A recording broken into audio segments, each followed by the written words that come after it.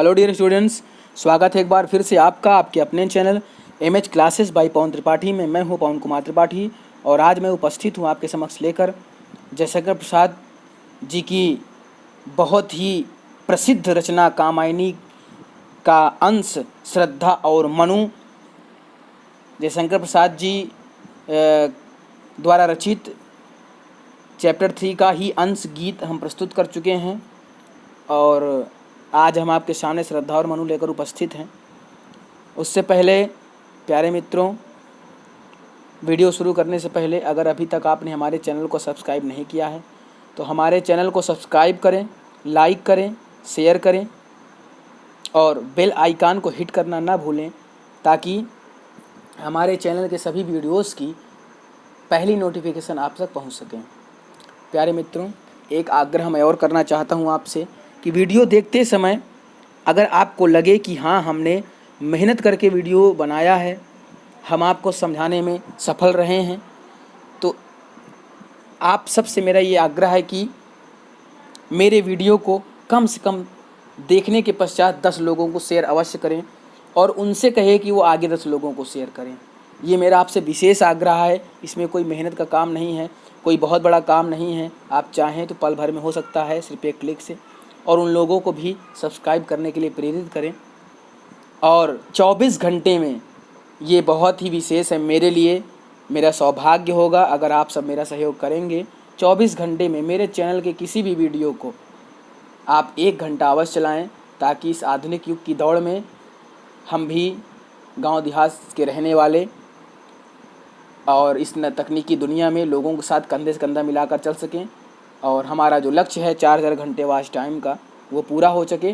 आशा करते हैं कि आप सहयोग करेंगे और हमारे चैनल में आपको परेशानी बिल्कुल नहीं होगी। हमने प्लेलिस्ट में सभी क्लासेस की अलग अलग वीडियो उसमें पेस्ट कर दिए हैं। आप हमारी चैनल पर जा कर के प्लेलिस्ट पे जा कर के आप कोई भी वीडियो आसानी से पढ़ सकते हैं, देख सकते हैं, समझ सकते हैं।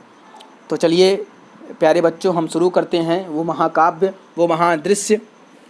प्रसाद जी ने कामायनी में देव संस्कृत के विनाश के बाद विकसित होने वाली मानव संस्कृति एवं मानवता के विकास की मनोवैज्ञानिक कहानी प्रस्तुत की है।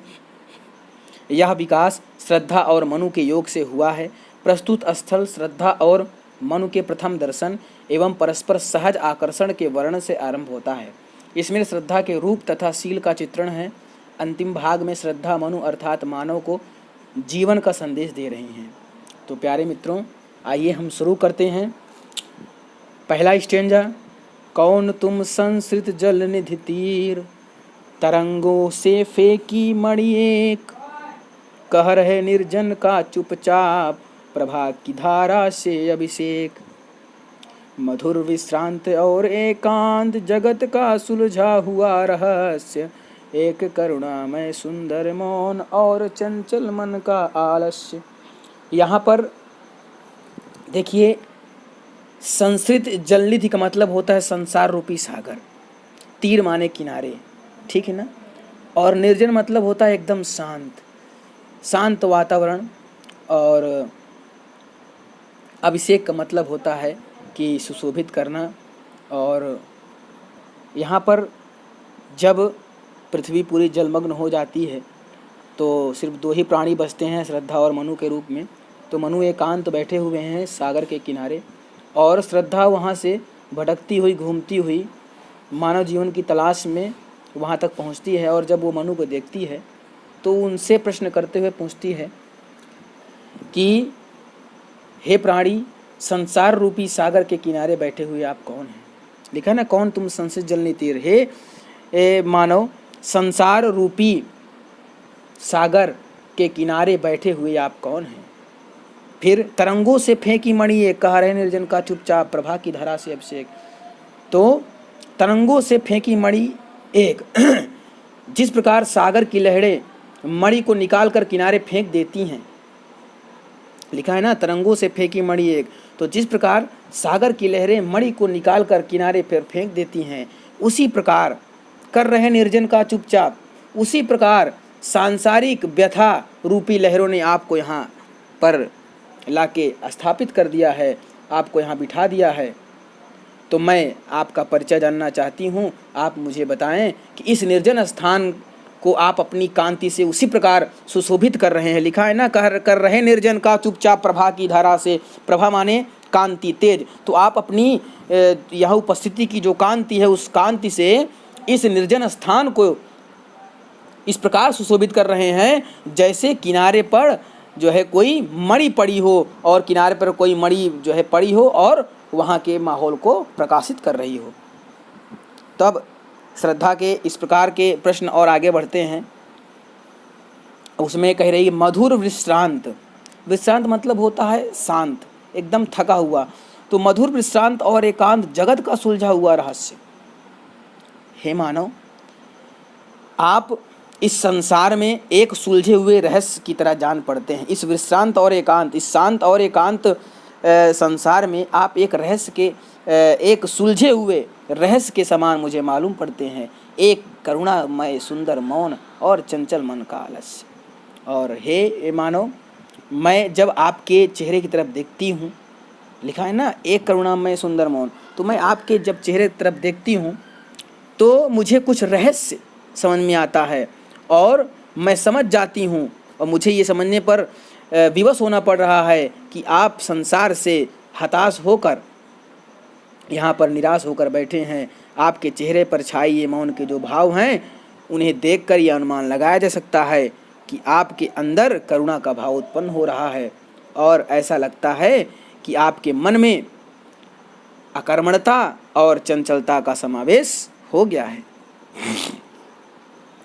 तो अब श्रद्धा अपने इस प्रकार के प्रश्नों को आगे जब उनसे कहती है, तो अब मनु कहेंगे कि सुना यह मनु ने मधु गुंजार, मधुकरी का सा जब सा आनंद, किए मुख नीचा कमल समान, प्रथम कवि का ज्यों सुंदर छंद। यहाँ पर मनु ने जब ये मधुर आवाज़ सुनी, मधुर गुंजार का मतलब होता है कि मधुर वाणी। तो जब मनु ने यह मधुर वाणी सुनी और मधुकरी सा जब आनंद, मतलब उनके अंदर एक भ्रमरी के समान आनंद उत्पन्न हो गया। और किए मुख नीचा कमल समान, अपने कमल के समान मुख को नीचे किए हुए जब मनु ने उस मधुर वाणी को सुना और वो उस वाणी ने उनको भ्रमरी के समान आनंद प्रदान किया, तो वो उनके लिए उसी प्रकार था मानो प्रथम कवि का ज्यों सुंदर छंद। वो उसी प्रकार था मानो किसी प्रथम कवि का पहला सुंदर छंद हो। उस समय जो श्रद्धा की आवाज़ उनको लगी, वो ऐसी लगी मानो किसी जो है प्रथम कवि ने अपनी पहली कल्पना का सुंदर सा छंद जो है लिखा है, उसकी रचना की है। तो यहाँ पर मनु ने अपने मन में ऐसे विचार करते हुए अब आगे एक झटका सा लगा सहर्ष निरखने लगे, लुटे से कौन गा रहा या सुंदर संगीत, कुतूहल रह ना सका फिर मौन। और जैसे ही मनु जी ने अपने पीछे से वो मधुर आवाज़ सुनी, तो उनको वो चारों तरफ निरखने माना चारों तरफ देखने लगे और वो लूटे के समान, मतलब ऐसा लगता था उनका सब कुछ लुट गया। एक आश्चर्य के समान वो चारों तरफ देखने लगे कि इस वीरान में, इस निर्जन संसार में ऐसा कौन उत्पन्न हो गया जिसकी इतनी मधुर आवाज़ है। गा रहा यह सुंदर संगीत, कुतूहल रह ना सका फिर मौन। और उनके मन में इतना कौतूहल मच गया, इतनी व्याकुलता आ गई, इतनी अस्थिरता आ गई कि वो बार बार देखने लगे और इसके लिए व्याकुल हो गए कि इतना मधुर संगीत कौन गा रहा है। उनकी वो जो मौन होकर बैठे थे, वे अपने कौतूहल को शांत नहीं रख सके और यह देखने के लिए उत्सुक हो उठे कि कौन है जो मधुर वाणी में बोल रहा है। अब आगे देखते हैं। और देखा वह सुंदर दृश्य, नयन का इंद्रजाल अभिराम, कुसुम वैभव में लता समान, चंद्रिका से लिपटा घनश्याम। तो और वहाँ पर जब मनु जी ने श्रद्धा जी के सौंदर्य को देखा, उनके सुंदर शरीर को देखा, तो और देखा वह सुंदर दृश्य, नयन का इंद्रजाल अभिराम।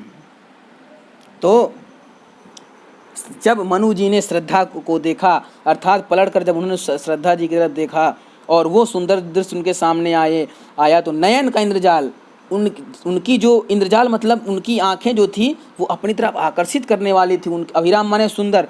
तो जब मनु जी ने श्रद्धा की तरफ देखा तो वह सुंदर दृश्य उनको अपनी तरफ आकर्षित करने वाला था। उनकी जो सुंदर आंखें थी वो अपनी तरफ आकर्षित करने वाली थी। और कैसी थी? कुसुम वैभव में लता समान, चंद्रिका से लिपटा घनश्याम। तो ऐसा लगता था कि कोई पुष्प, मतलब कोई लता पुष्पों से संपन्न हो गई हो, कोई ऐसी लता वो श्रद्धा जी इस प्रकार दिख रही थी मानो कोई लता पुष्पों से लद गई हो। कुसुम वैभव मतलब फूलों से संपन्न, तो कोई ऐसा लगता था कि कोई लता फूलों से एकदम संपन्न हो गई, लद गई हो। उसी प्रकार जिस प्रकार चंद्रिका से लिपटा घनश्याम, उसी प्रकार है मानो कि बादलों के बीच में छिपा हुआ चांद। श्रद्धा जी का उस समय का वो दृश्य, चेहरा ऐसा था, ऐसा प्रतीत हो रहा था, उनका सौंदर्य ऐसा प्रतीत हो रहा था मानो कि बादलों के बीच से निकला हुआ चांद। इस प्रकार उनका रूप दिखाई दे रहा था। और हृदय की अनुकृति बाह्य उदार, एक लंबी काया उन्मुक्त, मधु पवन क्रीणित ज्यों शिशुशाल, सुशोभित हो सौरभ संयुक्त। तो अब हृदय की अनुकृति बाह्य उदार, यहाँ पर अब आगे श्रद्धा जी की विशेषता बताते हुए कवि कह रहे हैं कि अनुकृत मतलब होता है प्रतिलिपि, जो किसी की प्रतिलिपि हो, और उन्मुक्त मतलब होता है स्वच्छंद, स्वतंत्र, ठीक है ना, और सौरभ मतलब होती है सुगंध। तो यहाँ पर श्रद्धा जी के बाह्य शरीर की सौंदर्यता का वर्णन करते हुए कवि कह रहे हैं कि श्रद्धा का जो बाह्य शरीर है, ऐसा लगता है कि उसने उनके हृदय का ही अनुकरण किया है। अर्थात श्रद्धा को देखकर ऐसा लग रहा था कि जितनी सुंदर श्रद्धा जी हैं उतना ही सुंदर उनका हृदय है। लिखा है ना, हृदय की अनुकृति बाह्य उदार। तो ऐसा लग रहा था कि उनकी जो बाहरी सुंदरता है उसने उनके हृदय का अनुकरण किया है, अर्थात उनके हृदय की तरह ही उनका बाह्य शरीर भी स्वच्छ, निर्मल, साफ सुथरा है। और फिर क्या लिखा? एक लंबी काया उन्मुक्त, तो क्योंकि उन्होंने अत्यंत उदारता पूर्वक अपने शरीर को मुक्त किया हुआ था और वह लंबे शरीर वाली युवती थी। एक लंबी काया उन्मुक्त, उन्होंने अपने शरीर को जो है उदारता पूर्वक उन्मुक्त किया हुआ था और एक लंबी काया वाली वो स्त्री थी। और मधु पवन क्रीडित ज्यों शिशुशाल, सुशोभित हो सौरभ संयुक्त। तो श्रद्धा को देखकर मनु को ऐसा लगा मानो वह साल का छोटा पौधा है। साल एक वृक्ष होता है। तो श्रद्धा को देखकर मनु को ऐसा लगा कि मधु पवन क्रीडित ज्यों शिशुशाल, की ये वो साल का कोई छोटा पौधा है और जिसमें बसंती पवन अटखेलियाँ करती हुई सुगंध फैला रही है। तो मधु पवन मतलब मनोरम मधुर जो हवा है वो साल के छोटे पौधे से अटखेलियाँ कर रही है और चारों तरफ जो है सुगंध फैला रही है। उस समय का दृश्य बड़ा ही मनोरम है और श्रद्धा जी का स्वरूप बड़ा ही अनुपम, बड़ा ही सौंदर्यशाली है। फिर मसृण गांधार देश, अब श्रद्धा जी का परिचय देते हुए कवि कह रहे हैं, मसृण गांधार देश के नील रोम वाले मेषों के चर्म ढक रहे थे उसका वपुकांत, बन रहा था वह कोमल वर्म। मसृण मतलब होता है चिकनी, और गांधार देश, और नील रोम वाले मेषों के चर्म, तो मेष मतलब होती है भेड़, तो नीले भेड़ों के गांधार देश में चर्म बनती थी, उसी को वो लपेटे हुई थी। वप माने होता है शरीर। तो श्रद्धा जो थी वो गांधार देश के चिकने और नीले रंग के भेड़ों के चर्म को लपेटे हुई थी और वो इसी प्रकार था, ढक रहे थे उसका वपुकांत, और उसके शरीर की जो कांति थी वो उसको उसी प्रकार इस प्रकार छिपा रहे थे। बन रहा था वहाँ कोमल वर्म, वर्म मतलब कवच। तो वो जो छाल थी उनके शरीर के ऊपर वो एक कवच का काम कर रहे थे। ऐसा लगता था मानो वे वस्त्र उसके सुंदर सुकुमार शरीर की रक्षा करने वाले कवच बन गए हैं। और नील परिधान बीच सुकुमार, खुल रहा मृदुल अधखुला अंग, खिला हो ज्यों बिजली का फूल, मेघ बन बीच गुलाबी रंग। तो नील परिधान बीच सुकुमार, यहाँ पर देखिए परिधान मतलब होता है वस्त्र, ठीक है ना, प्रधान मतलब होता है वस्त्र, मृदुल मतलब होता है कोमल।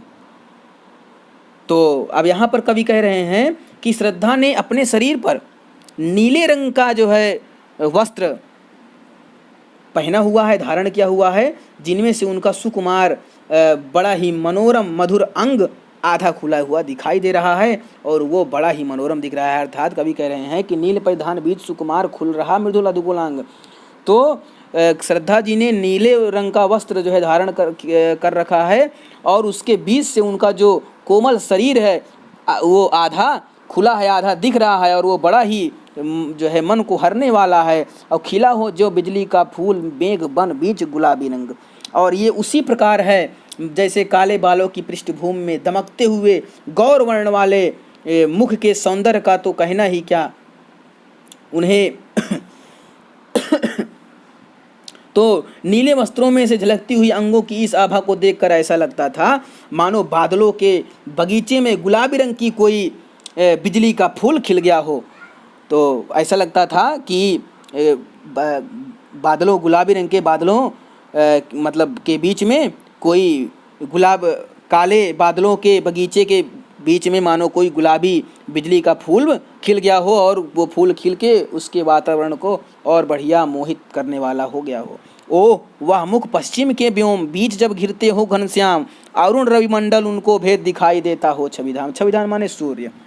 तो यहाँ पर देखिए छविधाम मतलब माफ़ करिएगा, छविधाम मतलब सूर्य नहीं होता है, सूर्य होता है। रवि मतलब व्योम मतलब आकाश होता है। छविधाम मतलब होता है सुंदर और घनश्याम मतलब आप सब जानते हैं बादल। तो ओ वह मुख।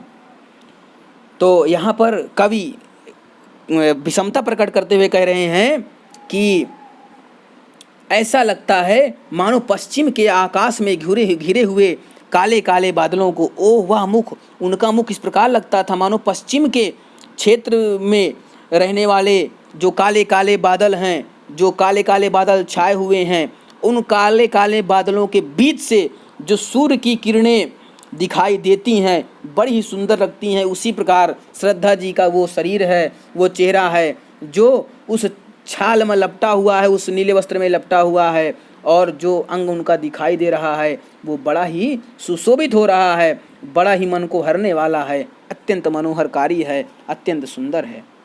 फिर आगे देखते हैं।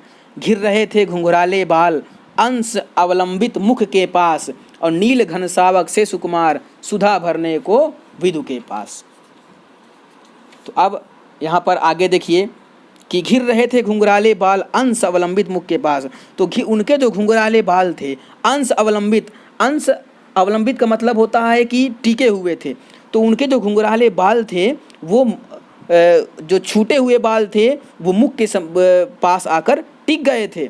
उनके कुछ बाल जो है जो घने बाल थे वो कंधे के आगे आकर उनके मुख के जो है सम्मुख टिक गए थे। और नील घन सावक से सुकुमार सुधा भरने को विदु के पास। विदु माने होता है चंद्रमा। तो उस समय का दृश्य देखकर ऐसा प्रतीत हो रहा था कि मानो उनके श्रद्धा जी के मुख को देखकर ऐसा प्रतीत हो रहा था कि मानो चंद्रमा से अमृत भरने के लिए छोटे छोटे सुकुमार बादल चारों ओर से घिर के आ रहे हैं। लिखा नील घन सावक से सुकुमार। ऐसा लग रहा था कि जो है नीले आकाश में छोटे छोटे जो सुकुमार बादल हैं वो चंद्रमा के पास अमृत भरने के लिए आ रहे हैं। अर्थात श्रद्धा जी के मुख की जो कांति है वो चंद्रमा जी को भी विफल करने वाली है, उनको भी पराजित करने वाली है। तो इस प्रकार से प्यारे बच्चों हमने आपके सामने श्रद्धा और मनु का पहला अंश प्रस्तुत किया। आशा करते हैं कि वीडियो आपको पसंद आया होगा। अगर वीडियो पसंद आए तो लाइक, सब्सक्राइब और शेयर करें और जल्द ही इसका अगला भाग आपको मिलेगा क्योंकि बड़ा चैप्टर है इसलिए इसको हम 2-3 भागों में बनाएंगे। आशा करते हैं कि वीडियो आपको पसंद आएगा। तब तक के लिए इस वैश्विक महामारी में अपने घर पर रहें, सुरक्षित रहें, अपने परिवार का ध्यान रखें। घर से बाहर निकले तो मास्क जरूर लगाएं।